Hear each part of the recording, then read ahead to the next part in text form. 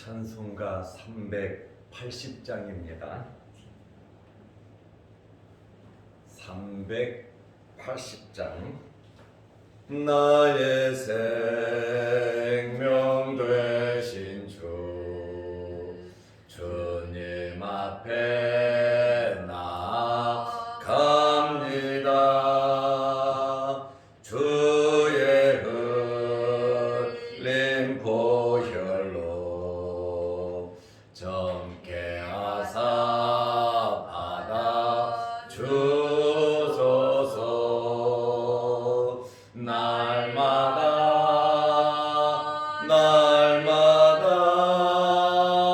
주를 찬송하겠네. 주의 사랑 줄로서 나를 굳게 잡아 매소서.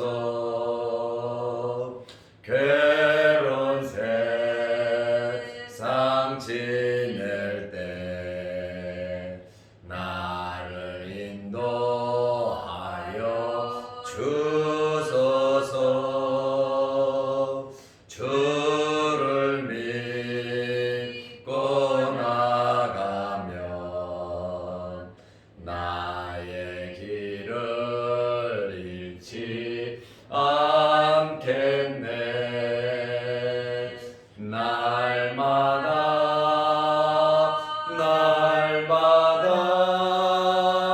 주를 찬송하겠네. 주의 사랑 줄로서 나를 굳게 잡아 매소서. 세상 살아갈 때에 주를 더욱 사랑합니다. 밝고 빛난 천국에 나의 영혼 들어가겠네. 날마다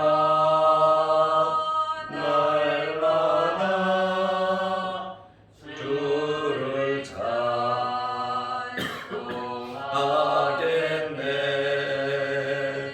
주의 사랑 줄로서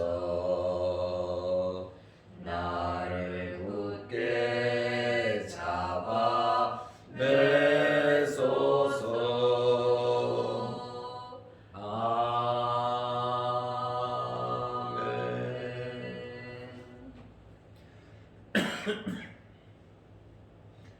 사도신경으로 우리의 신앙을 고백하겠습니다.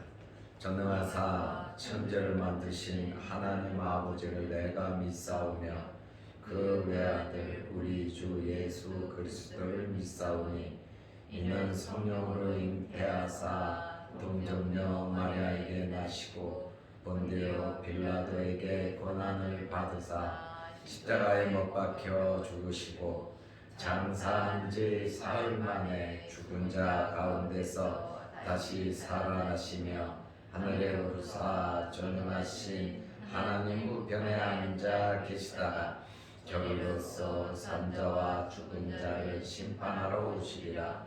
성령을 믿사오며 거룩한 공회와 성도가 서로 교통하는 것과 죄를 사하여 주시는 것과 몸이 다시 사는 것과 영원히 사는 것을 믿사옵나이다. 아멘. 하나님의 말씀 데살로니가 후서 2장 1절에서 12절 말씀까지 보겠습니다.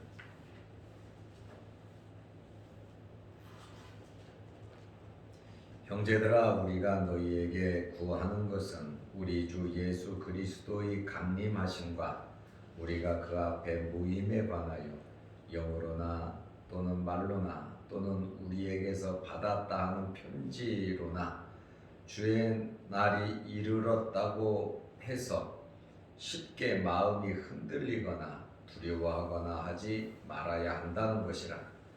누가 어떻게 하여도 너희가 미혹되지 말라. 먼저 배교하는 일이 있고 저 불법의 사람 곧 멸망의 아들이 나타나기 전에는 그날이 이르지 아니하리니 그는 대적하는 자라. 신이라고 불리는 모든 것과 숭배함을 받는 것에 대항하여 그 위에 자기를 높이고 하나님의 성전에 앉아 자기를 하나님이라고 내세우느니라. 내가 너희와 함께 있을 때에 이 일을 너희에게 말한 것을 기억하지 못하느냐? 너희는 지금 그로 하여금 그의 때에 나타나게 하여 막는 것이 있는 것을 아나니 불법의 비밀이 이미 활동하였으나 지금은 그것을 막는 자가 있어 그 중에서 옮겨질 때까지 하리라. 그때 불법한 자가 나타나리니 주 예수께서 그 입의 기운으로 그를 죽이시고 강림하여 나타나심으로 패하시리라. 악한 자의 나타남은 사탄의 활동을 따라 모든 능력과 표적과 거짓 기적과 불의의 모든 속임으로 멸망하는 자들에게 있으리니 이는 그들이 진리의 사랑을 받지 아니하여 구원함을 받지 못함이라. 이러므로 하나님이 미혹의 역사를 그들에게 보내사 거짓 것을 믿게 하심은 진리를 믿지 않고 불의를 좋아하는 모든 자들로 하여금 심판을 받게 하려 하심이라. 아멘. 12절 말씀까지 보았습니다. 사도 바울이 데살로니가 후서를 쓰게 된 직접적인 원인이 있습니다. 이 데살로니가 후서를 쓰게 된 이 원인은 재림에 대한 문제입니다. 데살로니가 교회 성도들이 재림에 대해서 굉장히 곡해를 하고 잘못 생각을 하고 있기 때문에 데살로니가 후서를 쓰게 된 배경이 됩니다. 교회와 성도들은 많은 핍박과 고통이 오니까 이것을 대환란으로 받아들인 겁니다. 예수님께서 재림하시기 전에 대환란이 있을 것을 성경은 말하고 있습니다. 속칭 7년 대환란이다 이렇게 말하는데 성경에는 7년 대환란이라는 말은 없습니다. 그냥 대환란. 예수님 재림하시기 전에 이 엄청난 대환란이 있을 것을 말씀하셨습니다. 맞습니다. 그런데 데살로니가 교회의 형편을 보면 너무너무 어려워요. 엄청난 환란이 있습니다. 내적으로 외적으로 이러한 환란이 일어나다 보니까 데살로니가 교회 성도들이 야, 주님 모실 때가 됐다. 이제 주님 모실 것이다 하면서 극단적으로 현실을 도피하고 또 가정생활, 사회생활에는 도저히 신경을 쓰지 않고 오직 주님만을 기다리며 살아가는 완전히 세상과 단절을 하고 주님만 기다리면서 재림의 주님을 기다리면서 그 사람들이 일부가 살아가고 있다 보니까 많은 성도들이 그런가 저런가 혼란 속에 빠졌다고 하는 말씀이에요. 그래서 사도 바울이 말을 하는 거예요. 이 재림이라고 하는 것은 예기치 못한 시간에 이루어진다는 것은 맞아요. 그래서 돌발적인 재림이라 그러잖아요. 도적같이 오신다 그러고 그날과 그때는 아무도 모른다 그랬잖아요. 그렇다 보니까 성도들이 오해할 수도 있죠. 사도 바울이 그것을 인정합니다. 환난이 있은 후에 예수님이 오실 것은 인정을 합니다. 그러나 몇 가지 재림하기 전에 있어야 할 사건들이 있다는 거예요. 그 사건이 이루어지지 않으면 예수님의 재림은 아직 때가 안 됐다는 것이죠. 그러니까 사도 바울이 성도들에게 영적으로 깨어 있다면, 준비한다면, 하나님을 진실되게 믿는다면 그러한 사람들은 주님 오실 때에 맞이할 수 있는 것이다. 그러므로 주님을 진실되게 믿는 그 성도들은 주님을 예비할 기회가 있으므로 불건전한 동요나 공포나 현실을 포기하는 그러한 생활은 하지 말라는 겁니다. 오늘 우리가 데살로니가 후서 2장 1절에서 12절 말씀을 읽었습니다. 이 말씀을 유심히 보면 마태복음 24장에 예수님께서 종말에 대한 말씀을 하신 내용과 같습니다. 거의 같습니다. 마태복음 24장을 가리켜서 소계시록이라고 합니다. 요한이 쓴 계시록은 1장부터 22장까지 있습니다. 밤모섬에 유배되어 가서 그가 주의 날 기도하면서 환상 중에 이 모든 것을 목격하고 체험하고 요한계시록을 적었습니다. 예수님께서 십자가에 달리시기 전에 마태복음 24장에 대해서 재림에 대한 교훈을 해 주셨습니다. 여러분들이 시간이 나시면 마태복음 24장을 천천히 읽어보면 오늘 이 말씀을 이해하는데 굉장히 도움이 됩니다. 마태복음 24장 1절에서 3절은 배교 사건, 배도 사건이 일어날 것을 말씀하셨습니다. 많은 사람들이 신앙을 포기할 것을 말씀하고 하나님을 대적하는 악한 세력들이 엄청나게 일어날 것을 말하고 있습니다. 4절에서 5절 말씀을 보면 자신이 하나님보다 더 뛰어난 존재요, 자칭 하나님이라고 하는 적그리스도 사탄들이 나타난다라고 하는 그러한 말씀입니다. 6절에서 12절 말씀은 불법을 행하는 사탄의 세력과 종말에 대한 기록이 마태복음 24장 1절에서 12절 말씀까지의 내용을 제가 말씀을 드렸습니다. 사도 바울은 오늘 이 교훈을 하면서 첫째로 주의 재림에 대하여 쉽게 흔들리지 말라, 동요되지 말라, 누가 뭘 한다고 해서 이 말하고 저 말한다고 해서 거기에 동요되지 말라고 말씀을 하고 있습니다. 데살로니가 후서 2장 1절 2절 말씀에 보면 제가 여러분들에게 나누어 드린 프린트, 설교 프린트를 보면 잘못되어 있어요. 1장으로 되어 있어요. 2장으로 바꿔야 합니다. 저도 이 말씀을 원고 그대로 갖고 와서 말씀을 하면서 잘못된 내용은 제가 다 체크해서 예배가 마쳐지면 제 방에 가서 당장 매일 수정을 해요. 그리고 조금 보충할 것과 또 바꿔야 할 내용들은 조금씩 제가 교체를 하고 있습니다. 오늘은 2군데 수정할 때가 있는 것을 발견했습니다. 꼼꼼하게 하기는 해도 이러한 오자들이 간혹 나오기도 합니다. 데살로니가 후서 2장 1절 2절 말씀에 보면 형제들아 우리가 너희에게 구하는 것은 우리 주 예수 그리스도의 강림하심과 재림을 말하지요.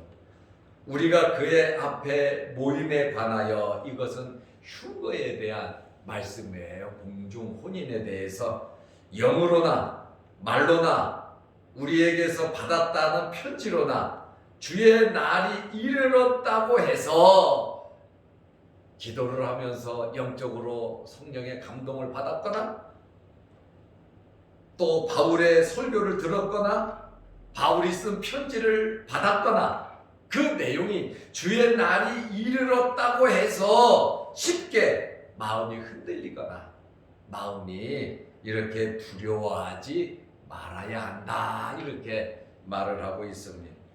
성도들의 이 관심은 예수님의 재림에 대해서, 사실 예수 믿는 사람들 다 관심이 있습니다. 저도 굉장히 종말에 대해서 관심을 많이 갖고 있고, 또한 예수 막 믿고 나서 얼마나 재림에 대해서 관심을 많이 가졌는지 몰라요. 요한계시록을 하루에 20번 이상 아주 학교 다니면서도 계시록만 엄청나게 정말 계시록만 봤습니다. 그리고 다니엘서 예언서를 많이 봤고, 그 다음에 재림에 관한 서적은, 재림에 관한 모든 책들은 제가 돈은 없어도 사가지고 중고 책방 가서 재림에 관한 책들만 얼마나 영의 세계에 대해서 정말 미칠 듯이 그것을 많이 보았습니다. 목회하는데 한때 그렇게 미쳐보니까 목회하는데도 도움이 돼요. 데살로니가 교회 성도들의 그 마음을 100번 이해가 됩니다. 이러한 재림에 대한 문제에 대해서 성도들이 굉장히 민감한 것은 정말 대환란과 같이 어려운 일이 있었거든요. 교회가 너무 핍박도 많고 사는 게 힘들었거든요. 그러다 보니까 재림의 때가 됐다 하고 일부가 너무 앞서가는 그러한 사람들이 있었습니다. 그래서 사도 바울이 주의 날이 이르렀다고 해서 흔들리지 말고, 또 성급하게 경솔하게 행동하지 말고, 흥분하여 두려워하지 말라, 좀 진정하라는 거예요. 하나님 앞에 하나님 말씀대로 빛과 소금의 역할 감당하면서 가정 잘 지키고 교회 잘 지키고 또 사회생활 잘하면서 하나님 섬기면 되는 것이지, 뭐 이것저것 다 포기하고 시한부 종말론을 말하면서 주님의 재림을 기다리는 것은 잘못된 것이다. 이렇게 재림이 없다는 것이 아니잖아요. 재림은 있다. 그러나 전조 현상이 있다. 그러니 예수 믿는 사람들은 주님을 맞이할 예비하는 시간들이 충분히 있으니까 걱정하지 말고 두려워하지 말고 흥분하지 말고 정상적으로 신앙생활을 하라고 사도 바울이 권면하고 있습니다. 그러므로 우리는 신앙생활을 하면서 건전하게 신앙생활을 해야 합니다. 가정생활 진짜 잘해야 됩니다. 교회보다 더 어쩌면 중요한 게 가정입니다. 그리고 여러분 사회생활 충실히 해야 합니다. 그리고 교회생활 잘해야 됩니다. 교회에서, 가정에서, 또 사회에서 이 모든 이 삶이 하나님 앞에 올려드리는 예배입니다. 그렇다 보니까 한쪽에 너무 치우쳐서 가정을 소홀히 하고 교회를 소홀히 하고 사회생활을 소홀히 하는 것은 절대로 하나님께서 기뻐하시지 않습니다. 그러니까 교회생활, 가정생활, 사회생활 어디에서 무엇을 하든지 우리는 하나님 앞에 드려지는 삶이거든요. 충실하게 살아가시기를 바랍니다. 이것이 재림을 기다리는 성도들의 삶의 방법이에요. 그러면 신앙생활을 어떻게 하면 좋을까? 첫째는 건전한 교회의 교단에 소속된 교회를 다녀야 됩니다. 두 번째로 하나님 말씀 중심의 교회를 다녀야 합니다. 그리고 교회 생활, 주의 종과 성도들의 생활이 함께 잘 교제가 이루어져야 합니다. 함께 교제를 하다 보면 무엇을 할 수 있냐면 열매를 할 수가 있어요. 목사님의 열매, 성도들의 열매. 그 열매가 하나님의 말씀에 부합돼야지 하나님의 말씀에 맞지 않으면 한번 생각해 볼 필요성이 있습니다. 그러나 함부로 판단해서는 안 된다는 겁니다. 네 번째로는 개인적으로 소속도 없는 성경 공부 모임은 참석하지 않는 것이 좋습니다. 공식적이지 않으면 참석 안 하는 것이 뭐 은혜 받았다 어쨌다 저쨌다 한다 할지라도 개인적으로 교회 몰래 성경 공부하는 것은 합당하지 않습니다. 그리고 모든 신앙생활은 본교회를 중심으로 해서 신앙생활을 해야 합니다. 내가 소속된 교회를 소홀히 하는 성경 공부, 내가 소속된 교회에 충성하지 못하도록 유도하는 그러한 모임은 잘못된 모임입니다. 어떤 공부 모임이든지 어떤 기도회든지 무엇을 하든지 본 교회를 등지게 하는 그러한 모임은 잘못된 모임이고, 또 교회의 목사들을 비방하고 비판하는 현 교회의 부정적인 면을 들추어내서 우리는 이렇다라고 하는 그러한 곳은 대부분 잘못된 곳입니다. 그러므로 신앙생활하는데 우리는 제대로 모든 것을 판단하면서 생활을 해야 하는 것입니다. 두 번째로 배교자들이 먼저 일어난다고 했습니다. 적그리스도들이죠. 먼저 적그리스도들이 일어나서 배교하는 일이 있어야 하는데 아직은 사도 바울이 아직은 데살로니가 교회 성도들에게 아직은 아니다 이렇게 말을 하지요. 쉽게 판단하면 미혹을 받아 시험에 빠질 수 있습니다. 둘째로 어떻게 역사를 하면서 미혹을 하느냐?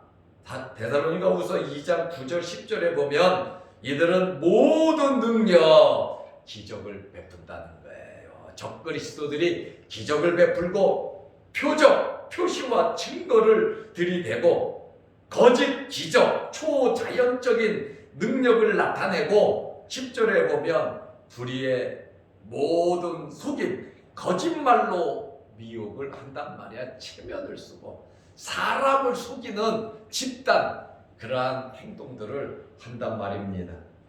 그러므로 사람 많이 모인다고 기적이 나타난다고 유명하다고 우리는 정말 주의해야 하는 것입니다. 하나님의 말씀 66권 성경 붙잡고 살아가시기를 바랍니다.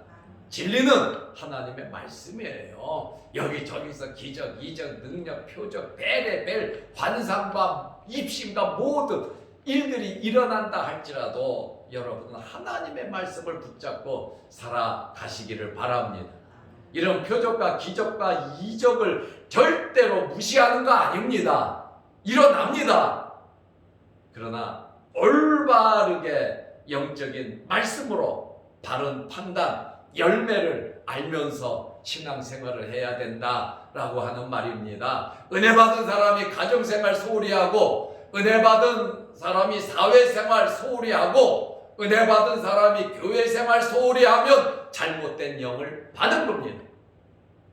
그렇기 때문에 질서를 파괴하고 예의를 파괴하고 자기만 주장하고 예의가 없는 그러한 영적인 흐름은 사탄의 역사지 성령의 역사가 아니라고 하는 말입니다. 한번 탁 보고 알아요. 말하는 태도나 말하는 거나 그 사람이 하는 모습과 그 사람의 삶을 보면 이거는 잘됐다, 잘못됐다, 성령 받았다, 마귀 받았다. 그것은 단번에 파괴됩니다. 잠깐은 속일 수 있어도 원망하고 불평하고 뒤에서 딴말하고 수근거리고 바닥을 짓고 좋은 얘기 안 하고 나쁜 얘기하고 자꾸 세상적인 이야기하고 이런 잘못된 이야기를 들으면서 그곳에 휩쓸리고 같이 따라가고 같이 선동하고 같이 움직인다면 그것이 하나님의 역사요 성령의 역사입니까? 내 영을 죽이는 건데. 그런데 관심 가질 필요가 없다는 것이지요. 미혹당하는 자는 누구냐? 멸망하는 자들은 미혹당하게 됩니다. 자칫 잘못 미혹이 되면 10년, 20년, 30년, 40년 쌓아왔던 모든 하나님 앞에 쌓았던 것이 하루아침에 날아갈 수도 있습니다. 그러므로 신앙생활 우리는 정신 차려서 신앙생활합니다. 왜 미혹합니까? 하나님의 사랑, 진리, 복음, 말씀대로 살지 못하도록 미혹을 하는 겁니다. 왜 미혹을 합니까? 하나님의 사랑을 끊기 위해서 미혹을 합니다. 아주 심각한 겁니다. 재림하기 전에 무슨 일이 생깁니까? 3절에 보면 배교하는 일이 생긴다는 거예요. 배교, 배도. 4절에 보면 대적하는 자, 사탄, 적그리스도가 나타난다는 겁니다. 영적으로 숨어서 마음을 움직이고 못된 짓하고 거짓의 압이었던 이 마귀가 이제 자기의 정체를 드러내서 적그리스도를 세워서 엄청난 이 환란을 만들어갈 겁니다. 이 사탄은 자칭 하나님이라 하면서 어느 정도 능력을 행하는지 아시겠죠? 하나님보다. 난 하나님보다 더 높다고 마귀는 말합니다. 공중권세 잡은 자라 그러잖아요. 온 세상을 시험하는데 이 배교자의 최후는 어떻게 되냐? 데살로니가 후서 2장 8절에 보니까 그때에 불법한 자가 나타나리니 주 예수께서 그 입의 기운으로 예수님의 말씀으로 그를 죽이시고 강림하여 나타나심을 폐하시리라. 예수님의 말씀으로 마귀의 세력을 다 없앨 것을 말하고 있잖아요. 예수님께서 없애기 전까지 엄청난 시험과 환란이 있기 때문에 저와 여러분들은 영적인 분별력을 가져야 됩니다. 영적인 분별력이 뭡니까? 하나님 말씀 붙잡고 사는 거예요. 하나님 말씀 붙잡고 사는 것이 깨어있는 것이고 하나님 말씀대로 사는 것이 준비하는 겁니다. 여기에서 그리스도가 있다, 저기에서 그리스도 있다 하여도 너희 글로 가지 말라. 예수님의 말씀이잖아요. 그러므로 기적과 이적을 따라가지 말고 하나님의 말씀을 따라가고 여러분이 섬기는 교회와 가정과 이 사회에서 하나님께 영광 돌리고 하나님의 백성으로서의 삶을 살아가시기를 바랍니다. 기도하겠습니다. 하나님 아버지, 재림에 대한 교훈의 말씀을 들었습니다. 하나님 말씀대로 살게 하옵소서. 내일 거룩한 주일을 잘 예비케 하시고 영상으로 또 함께 예배드리는 모든 성도들에게도 복을 내려 주옵소서. 오늘 이 새벽에 기도합니다. 하늘문 열리게 하시고 응답하여 주옵소서. 예수님의 이름으로 기도드리옵나이다.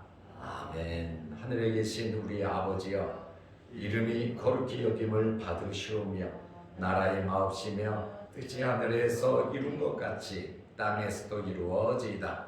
오늘날 우리에게 일용할 양식을 주옵시고 우리가 우리에게 죄 지은 자를 사하여 준 것 같이 우리 죄를 사하여 주옵시고 우리를 시험에 들게 하지 마옵시고 다만 악에서 구하옵소서. 대개의 나라와 권세와 영광이 아버지께 영원히 싸움나이다. 아멘. 자유로 기도하시기 바랍니다.